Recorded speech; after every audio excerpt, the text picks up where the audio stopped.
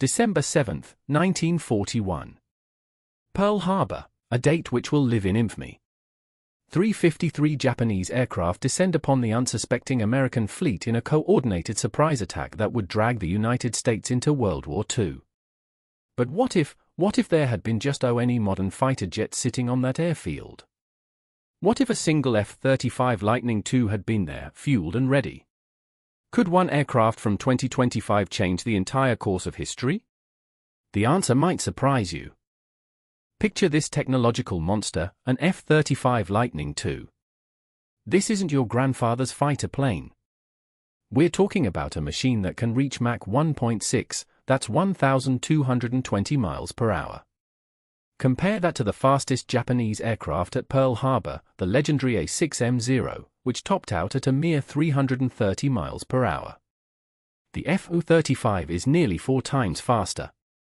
But speed is just the beginning. This aircraft is essentially invisible. Its radar cross-section is the size of a marble. In 1941, radar technology was so primitive that even a massive bomber looked like a fuzzy blip on a screen. The F-35? It simply wouldn't exist to their instruments. The weapon systems are from another universe entirely. Beyond visual range missiles that can engage targets over 100 miles away. The Japanese pilots would be destroyed before they even knew an enemy was present. While they're squinting through their cockpit glass looking for targets, the F-35's pilot is tracking dozens of aircraft simultaneously on advanced displays. But here's what they don't tell you in the movies, but wait. Before you start thinking this F-35 is some kind of magical war-ending machine, let me tell you about its Achilles heel. Actually, several of them. First, fuel. A World War II P-40 Warhawk burns about 90 gallons per hour. Our F-35? It guzzles specialized jet fuel that simply didn't exist in 1941. The fuel systems, the refineries, the entire supply chain, none of it existed. Second, maintenance.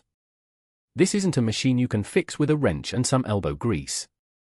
The F-35 requires the Autonomic Logistics Information System, a computer network that needs satellites, advanced processing power, and diagnostic equipment that wouldn't be invented for another 60 years. Third, ammunition. Those beyond visual range missiles? Each one costs more than an entire squadron of 1941 aircraft. And once they're gone forever. Now, what was this single F-35 up against? 353 aircraft in a carefully coordinated assault.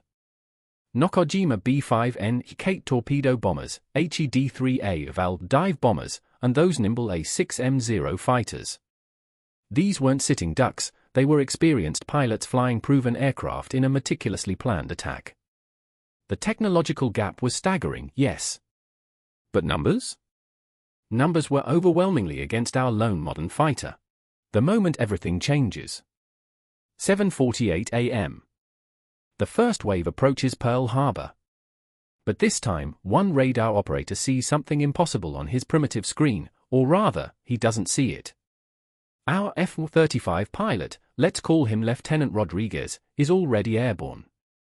His advanced radar systems detect the incoming formation while they're still 120 miles out.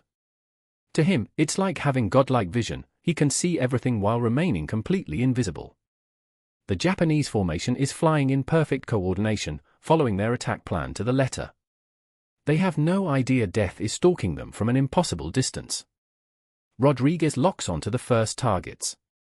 His AIM-120 AMRAAM missiles streak across the sky at Mach 4. The lead Kate bomber simply disappears. No warning, no chance to evade. One moment it's there, the next it's falling debris. Then another. And another. Imagine being a Japanese pilot in that formation. Your wingman just vanished in a ball of fire. There's no muzzle flash, no engine sound, no enemy aircraft visible anywhere. Your radio crackles with panicked voices asking what's happening? Where are they shooting from? But even gods have limits. Rodriguez is surgical in his approach. Within 10 minutes, he's down 15 aircraft. The Japanese formation is in complete chaos. Some are breaking off, others are diving for the deck, desperate to find this invisible assassin. But here's where reality crashes back in. Click. Empty. Rodriguez has expended his missile loadout. He still has his 25mm cannon, but that means getting close, really close. And in 1941, getting close means becoming visible. Now Rodriguez faces a choice: every pilot dreads: engage with guns and risk everything, or watch as the remaining 300+ aircraft continue to Pearl Harbor. He dives in with his cannon, and suddenly the technological advantage shrinks dramatically. Yes, he's still faster and more maneuverable, but now he's using World War II tactics with a 21st century aircraft that was never designed for sustained dogfighting. The Japanese pilots, confused but not defeated, begin to adapt. They can't catch him, but they can overwhelm him through sheer numbers. And Rodriguez's fuel gauge is dropping fast. The question that changes everything. After 45 minutes of combat, Rodriguez faces the ultimate limitation of advanced technology in a primitive world: he's running on fumes, literally. His fuel, already limited, is nearly gone. His ammunition is exhausted. And there are still over 200 Japanese aircraft heading for Pearl Harbor. He's forced to disengage. So what did our single F-35 accomplish? It destroyed roughly 50 aircraft, a significant portion of the attacking force. The psychological impact on Japanese pilots was devastating. But did it change the outcome of Pearl Harbor? Not really. The remaining aircraft still reached their targets. Pearl Harbor was still attacked. Ships were still sunk. The United States was still drawn into World War II. Here's the crucial lesson: a single piece of superior technology, no matter how advanced, cannot overcome the fundamental requirements of warfare, logistics, supply chains, and sustained operational capability. The F-35 was like a meteor, briefly brilliant, devastatingly effective, but ultimately unsustainable without the entire modern military-industrial complex behind it. Even if Rodriguez had somehow destroyed the entire attacking force, Japan had more aircraft, more ships, more pilots. The strategic situation in the Pacific would have been largely unchanged.